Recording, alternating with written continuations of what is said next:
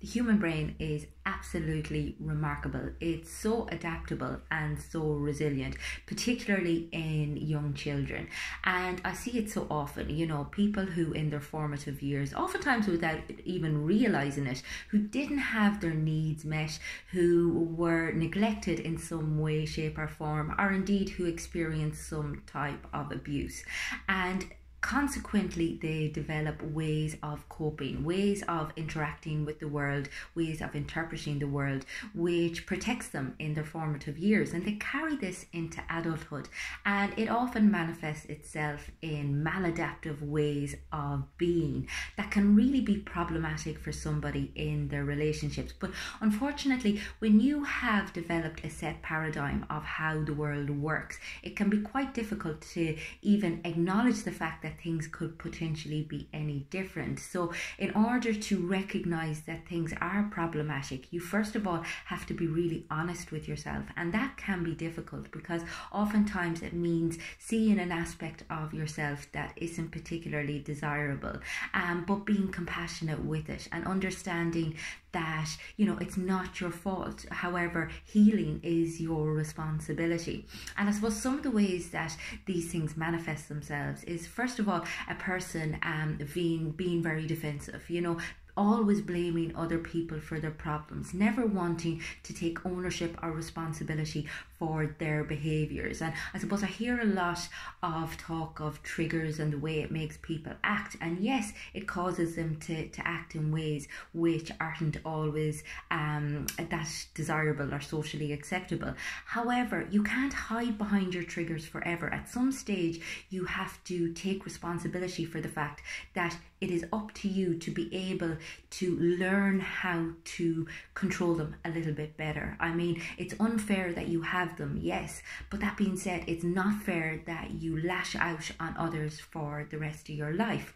Likewise, people who kind of are very drawn to drama or gossip or always want to feel superior to other people. Again, that's, you know, a cry for attention. It's basically looking to try and even out the power struggle that existed in your childhood and to feel better about yourself. However, it's not a great way to live your life. I mean, if you're always weighing yourself up in comparison to other people, your sense of self-worth is always going to be unstable. You're never going to be sure of yourself. You're always going to be insecure. You're always going to have to put other people down in order for you to feel okay. And that's not a great way to live your life.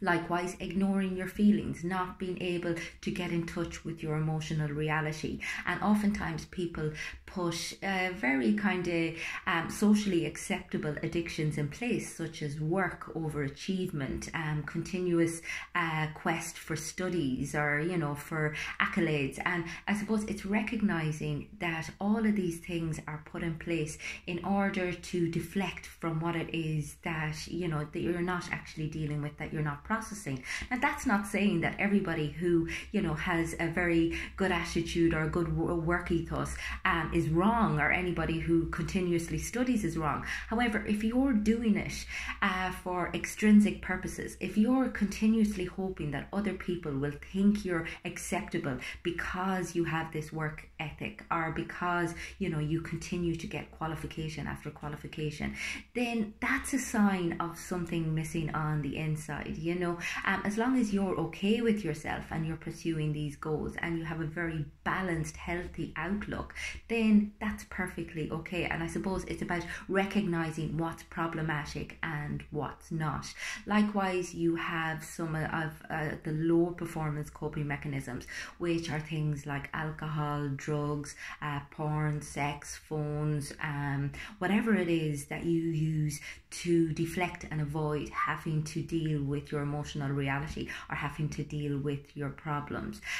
Inability to, I suppose, connect with others and to connect with yourself. If you always feel disconnected, if you feel empty, if you feel unable to break down the walls and allow other people in, if you feel unable to show vulnerability, to experience negative emotions like shame or like anger or resentment without them consuming you and you feeling feeling like you're somehow a defective character for that experience, then things like that again are indicative of somebody who has never really experienced having their needs fully met, or being able to tap into their own needs and recognizing what it is that they need from others in order to flourish.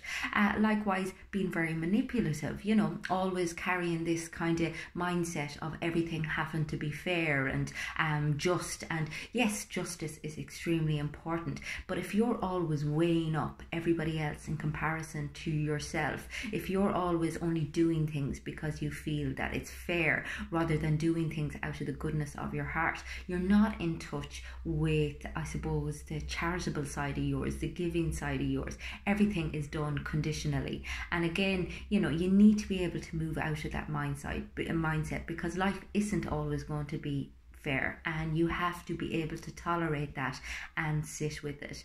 So there's a whole load of ways in which an unfortunate childhood experience can manifest itself in adulthood, and nearly all of the ways it is apparent is in the way we interact with others. It's relational, so it can really hold you back. It can really cause you so much misery. You can feel so disconnected, so alone, so misunderstood, and ultimately we all want to feel valued and heard and understood. That's one of our needs. We all want to fulfill our potential. We all want to experience peace of mind and a state of equanimity, and this is ubiquitous. I mean, like literally anyone you talk to, if you bury right down beneath all of the goals, oh, I want a big house and I want this type of body and I want all the money, underneath it all, they just want contentment. They just want peace of mind, and they just want to be open-hearted.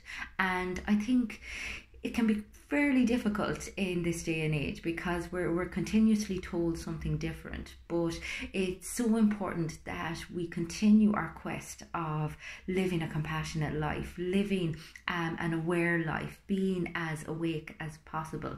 And if this is something you feel impacts on you, if you want to be more self-aware, if you want to be more accepting of the way life just rolls, whatever way it's going to roll, if you want to be able to show up for yourself and show up for others on I suppose a more continuous basis, then get in touch with me on the website. It's fundamentals.ie.